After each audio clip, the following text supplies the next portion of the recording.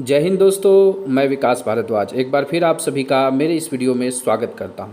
आज के इस वीडियो में हम लोग डिस्कशन करने वाले हैं कि एएसआई रूल 72 के तहत जो नोटिफिकेशन आने वाला है उस नोटिफिकेशन में क्या कुछ एलिजिबिलिटी क्राइटेरिया है, कौन लोग उसमें बैठ पाएंगे, कितने चांसेस हैं, रिटन एग्ज़ाम कैसे होगा और इन सारे प्रावधानों को एक एक करके सिलसिलेवार इस लेटर में डिस्कशन करेंगे।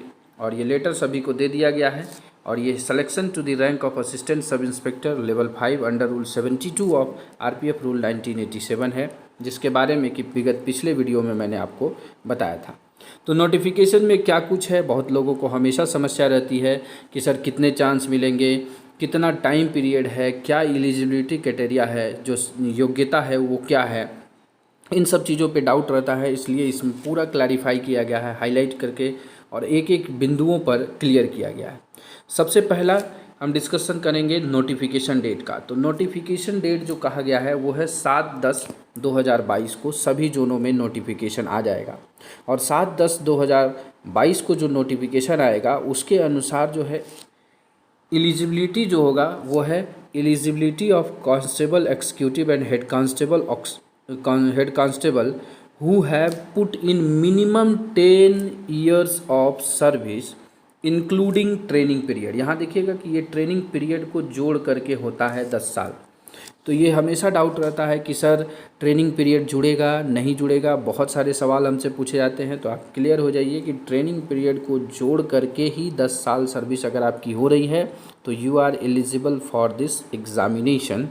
अगर आप कांस्टेबल रैंक पे हैं या हेड कांस्टेबल पे हैं, कोई भी रैंक पर हो। इसके बाद 7/10 तक इसका कट ऑफ डेट देखा जाएगा कि 7/10 तक आपका ये पूरा होता है कि नहीं। आगे है कि आपको चांसेस कितने मिलेंगे। तो 4 चांस एएसआई 72 रूल में कर दिया गया है। जैसा कि इस साल बहुत रेलों में कुछ कम वैकेंसियाँ हैं तो आपको इंतज़ार करना होगा कि अगले साल वाले वैकेंसी में भी ज़्यादा सीट आएँ। तो इस तरीके से 4 चांसेज हैं आपके पास आपके कैडर को बदलने के लिए। इन 4 चांसों में से आपका वो काउंट किया जाएगा, देखा जाएगा कि आपने कितना चांस भर दिया है। आगे जो है रिटन एग्ज़ाम कैसे होगा। तो आपका जो रिटन एग्ज़ाम होगा वो कंप्यूटर बेस्ड टेस्ट होगा, सीबीटी होगा।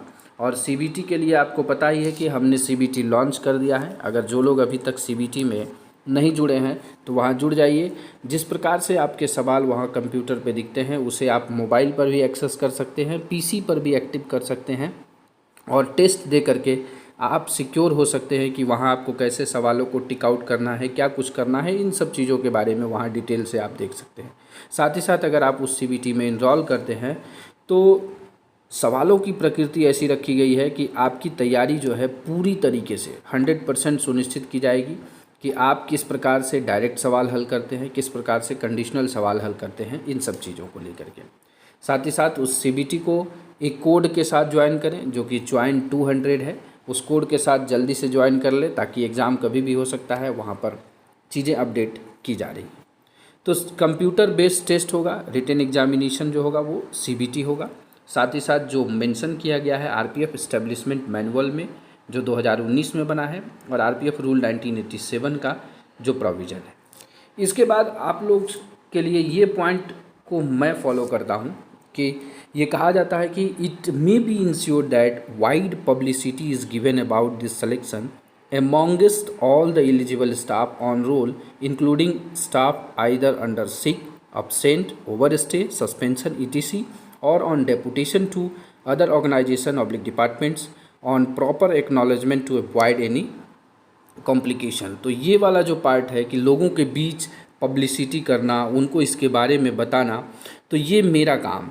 इसलिए मैं ये जो चैनल में रन कर रहा हूँ ये इसी मोटो के लिए है कि ज़्यादा से ज़्यादा लोगों तक अच्छे से अच्छे कैंडिडेट पास हों और आगे जो वो बल के लिए काम करे ताकि बल का नाम रोशन हो, आरपीएफ को सभी लोग जाने। डेपुटेशन जानते हैं आप, मेरे इस चैनल के माध्यम से मुझे बड़ी खुशी मिलती है कि इंडिया में लोग तो हो ही गए हैं एक्टिव, लेकिन इंडिया के बाहर जो डेपुटेशन में हैं as well as China and कुछ लोग युगांडा में हैं, कुछ लोग बांग्लादेश में हैं, कुछ लोग और भी जगहों पर हैं, उन लोगों का भी कमेंट्स आता है तो काफ़ी खुशी मिलती है कि मेरा यह मेहनत जो है वो सफल हो रहा है और उन लोगों तक पहुंच रहा है कि जो जिनकी आवश्यकता है। तो इस तरीके से आप देख सकते हैं कि ये वाइड पब्लिसिटी के लिए मैं आपके बीच आता हूँ और आपके सफलता में जो थोड़ा बहुत योगदान मैं दे पाता हूँ वो मुझे खुशी देता है, क्योंकि मैंने बचपन से देखा है कि sharing is caring and caring gives you happiness. मैंने हमेशा कुछ शेयर करने की कोशिश की है अपने परिवार के बीच, अपने लोगों के बीच, और जो भी मुझसे जुड़ते हैं उनसे कुछ अच्छा करने की कोशिश करता हूँ। तो ये वाइड पब्लिसिटी के लिए मेरा वीडियो आता है। आगे है द एलिजिबिलिटी। स्टाफ जो है वो अपना रिटर्न एप्लीकेशन कैसे सबमिट करेंगे, तो डुप्लीकेट फॉर्म में, मतलब आपको 2 कॉपी में भरना है, एक ओरिजिनल एक डुप्लीकेट, ये होगा। एनेक्सर ए जो है यहाँ है, इस वीडियो के लिंक में साथ ही साथ टेलीग्राम पर मैं इसका PDF दे दूंगा, ताकि आप वहाँ पर जाकर के डाउनलोड करके इसे आसानी से भर सकते हैं। बाकी आपके पोस्टों पर या रिस्पेक्टिव पोस्टों पर ये चीज़ें आ गई होंगी, तो वहाँ पर भी आप उसे निकाल करके भर सकते हैं। तो ये चीज़ें हैं। और किसको सबमिट करना है, इमीडिएट पोस्ट इंचार्ज को 15 दिनों के भीतर आपको ये फॉर्म भर करके दे देना है। और लास्ट डेट जो सबमिशन का है वो है 24/10/2022, 24/10/2022, 24 अक्टूबर। और 24 अक्टूबर को ही हम लोग देखेंगे एक चीज़ें कि उन चीज़ों के लिए हम करेंगे, क्योंकि 24 अक्टूबर डेट मेरा एक बहुत ही इम्पॉर्टेंट डेट है मेरी ज़िंदगी का। उसके लिए हम उन चीज़ों को देखेंगे कि 24 अक्टूबर को कुछ ऐसा स्पेशल करें जिससे कि आपको भी इस एग्ज़ाम के लिए फ़ायदा हो और भी सारी चीज़ें फ़ायदा हो। इसके बाद जो है, अगर आप लास्ट डेट ऑफ सबमिशन करने के बाद 25/10 तक जो है, ये पोस्ट कमांडर का काम है कि वो सीनियर DSC या DSC ऑफिस में उन चीज़ों को भेज देंगे। फिर वहाँ पर स्क्रूटनी होगा और आपके APR वगैरह सब चीज़ों को देख करके आपकी एलिजिबिलिटी फाइनल की जाएगी, जो कि 25 से 28 तक डेट है। और उस 28 के बाद जो है सारी चीज़ें 29 तारीख तक कहाँ DPC को मेल कर दिया जाएगा। और 5/11 तक जो है आपका कंसर्न APR और इन सब चीज़ों को जो है इन फॉर्मेट में भर करके ये जो है इन चीज़ों को भेज देगा कहाँ, PCSC ऑफिस जो है वो आपको DPC departmental promotion committee DPC chairman को भेज देंगी। साथ ही साथ APR वेरिफिकेशन 2017-18 से लेकर 2021-22 तक होगा। तो आप लोग यहाँ चेक कर लीजिएगा अपने सर्विस बुक में कि आपका 20 नंबर्स में कितने नंबर आते हैं, 20 नंबर में कितने नंबर आते हैं। तो इन चीज़ों को लेकर के जो कि एनेक्सर B में आपको मेंशन किया गया। अब एग्ज़ाम के लिए क्या करना है, आपको ऑफिशियल फ़ोटो ID और कमांड सर्टिफिकेट के साथ CBT सेंटर पे जाना है, ताकि आप एग्ज़ाम में अपीयर हो पाएँ। एग्ज़ाम डेट को लेकर के कोई क्लियर नहीं किया गया है, वो अभी शॉर्ट नोटिस पे रखा गया है। यहाँ क्या बोला है, readiness to appear in the selection test at short notice. तो आप शॉर्ट नोटिस में तैयार रहिएगा इस एग्ज़ाम में शामिल होने के लिए। तो इन चीज़ों को देखते हुए आपको तैयार हो जाना है, अब कमर कस लेना है, क्योंकि काफ़ी कम समय रह गया है आपके इस एग्ज़ाम में।